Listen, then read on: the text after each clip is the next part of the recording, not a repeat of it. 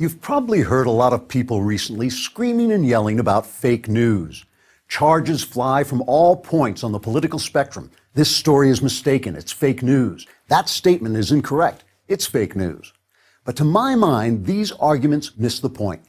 Mainstream American news is all fake because the major news outlets are so consistently biased toward the left that whether any given story they report is factual or not, their overall reportage is essentially leftist propaganda. You can complain about the right-wing slant of Fox News all you want, but left-wing ABC, CBS, NBC, MSNBC, and CNN have combined almost 10 times the viewers. Look, the chief journalist at ABC is former Clinton operative George Stephanopoulos. The president of CBS News is David Rhodes, the brother of a former senior Obama staffer. Comcast, which owns NBC, is run by a major Democrat donor. Same for the leadership at CBS and Time Warner, which owns CNN. Only 7% of American journalists identify as Republican. And while a lot of news outlets forbid their reporters to donate to candidates, 96% of those who did donate last time out gave to Hillary Clinton. These journalists claim that despite the fact they're all Democrats, they can be objective. It just ain't so.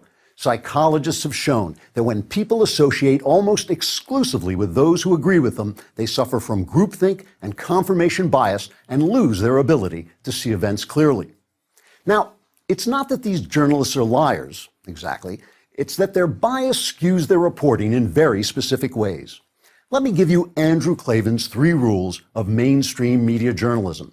These can transform any story, whether it's true or not, into fake news. Rule number 1. Whenever left-wing prejudices are confirmed by a single event, that event is treated as representative. But whenever left-wing prejudices are contradicted by a single event, that event is treated as an isolated incident. And if you treat it as representative, you are deemed to be hateful. So, for instance, a white cop shoots a black suspect. The mainstream media treats that story as representative of general police racism, even though studies show cops don't use deadly force more often on blacks than on whites. On the other hand, if a Muslim commits an act of terrorism and someone is bold enough to point out that the terrorist act is, in fact, representative of the daily acts of Muslim terror around the world, this is considered Islamophobic. The leftist media cherry picks when an event illustrates a larger narrative. That's fake news. Rule number 2. When a scandal breaks on the right, the news is the scandal. When a scandal breaks on the left, the news is who wrongfully disclosed that scandalous information.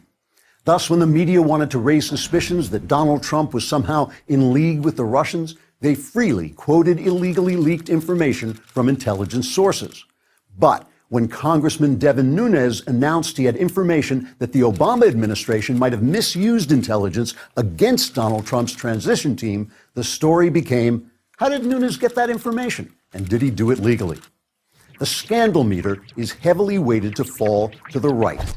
Fake news. Rule number 3. Individual extremists on the right are highlighted, but the overall extremism of the left is ignored. In one of the fakest fake news stories in recent history, the mainstream media rose up as one to tar conservative Tea Party members as racist, when all they really wanted were lower taxes and less government spending. Reporters gave the Tea Party disparaging nicknames, represented their almost universally peaceful gatherings as ugly and violent. And whenever an individual Tea Partier said something wrong, it was cited as evidence that the movement itself was tainted. Meanwhile, the continually violent, vandalizing, anti-Semitic socialist movement that went by the name of Occupy Wall Street was hailed by journalists as an important social development, right up to the moment it vanished without a trace, except for the piles of litter its protesters left behind. Peaceful Tea Partiers wanted the small government prescribed by the Constitution, so they were radicals. Violent occupiers wanted the widespread government intrusion of socialism, so they were heroes. Very fake news. Newsweek editor Evan Thomas was once criticized when his magazine essentially convicted some white Duke University lacrosse players of raping a black woman. A rape it turns out they did not commit because it didn't happen. Thomas defended himself, saying, the narrative was right, but the facts were wrong. The mainstream media almost always get their left-wing narrative right, whether the facts support it or not. That's called confirming your own prejudices. It's called bias. It's called fake news. I'm Andrew Klavan for Prager University.